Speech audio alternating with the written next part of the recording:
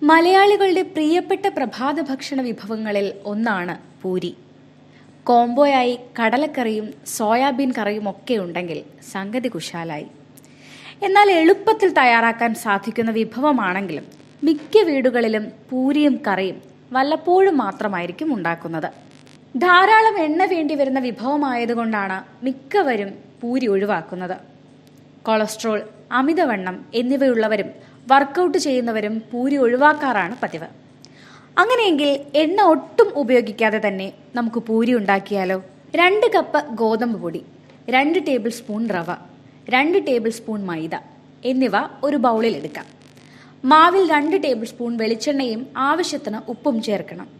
ഇനി എല്ലാം നന്നായി യോജിപ്പിച്ചതിന് ശേഷം വെള്ളം കുറച്ചായി ചേർത്ത് മാവ് കുഴച്ചെടുക്കാം.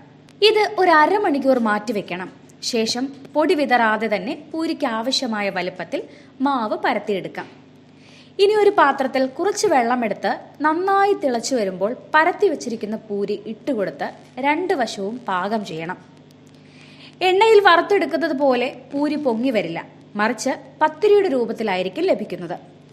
ഇത്തരത്തിൽ പൂരി പാകം ചെയ്ത് മാറ്റിവെക്കണം.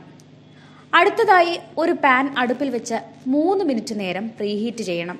പാൻ നന്നായി ചൂടായി കഴിയുമ്പോൾ ഒരു പാത്രത്തിന് മുകളിലായി വെള്ളത്തിലിട്ട് വേവിച്ചെടുത്ത പൂരി നിരത്തി വെച്ച് പാനിലേക്ക് വെച്ചതിന് ശേഷം അടച്ചു വെച്ച് ചൂടാക്കിയെടുക്കാം. 3 മിനിറ്റ് നേരം ചൂടായി കഴിയുമ്പോൾ എണ്ണയിലിട്ട് വറുത്തതുപോലെ പൊങ്ങി വരുന്നത് കാണാം. എണ്ണയിൽ വറുത്തെടുക്കുന്ന പൂരിയുടെ രൂപവും രുചിയുമായിരിക്കില്ല വെള്ളത്തിൽ പാകം ചെയ്തെടുക്കുന്ന പൂരിക്ക്. പക്ഷേ ടേസ്റ്റിന് വലിയ വ്യത്യാസങ്ങളൊന്നും ഉണ്ടാകില്ല.